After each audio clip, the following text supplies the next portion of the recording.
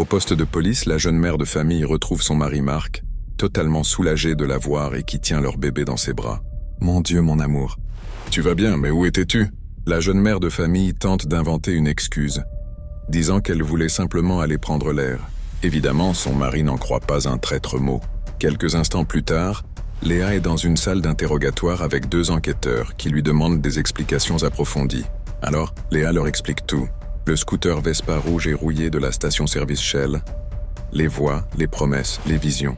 Évidemment, les enquêteurs n'y croient pas. « Madame, ce n'est que foutaise.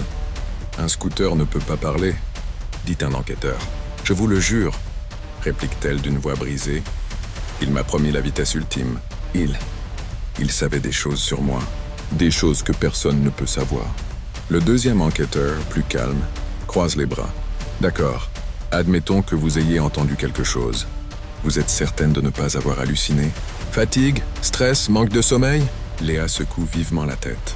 Non, ce n'était pas une hallucination. Les voix, elles étaient réelles. Elle serre ses épaules. Elle parlait de vitesse, de liberté, puis elles ont commencé à me montrer des images.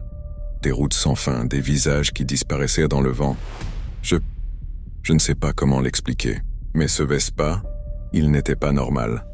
Les enquêteurs soupirent. « Madame, il nous faudrait quelque chose de concret. »« Des preuves, justement !» s'exclame Léa. « Je l'ai laissé là-bas, à la station-service, allez le voir. » Un silence s'abat. Le deuxième finit par griffonner quelque chose. « Très bien, on ira voir ce scooter. Mais si rien d'étrange n'est trouvé, on devra envisager d'autres hypothèses vous concernant. » Le premier enquêteur se lève. « On va vérifier, restez ici. » La porte se referme. La pièce redevient silencieuse. Mais Léa n'est pas seule. Une voix très faible, un murmure glacial, gronde au creux de son oreille. « Il ne devrait pas y aller. Tu le sais, Léa. Tu sais ce qu'il fait quand il n'aime pas qu'on le dérange. » Elle blêmit. Et au même moment, quelque part dans la station-service abandonnée, un moteur s'allume tout seul.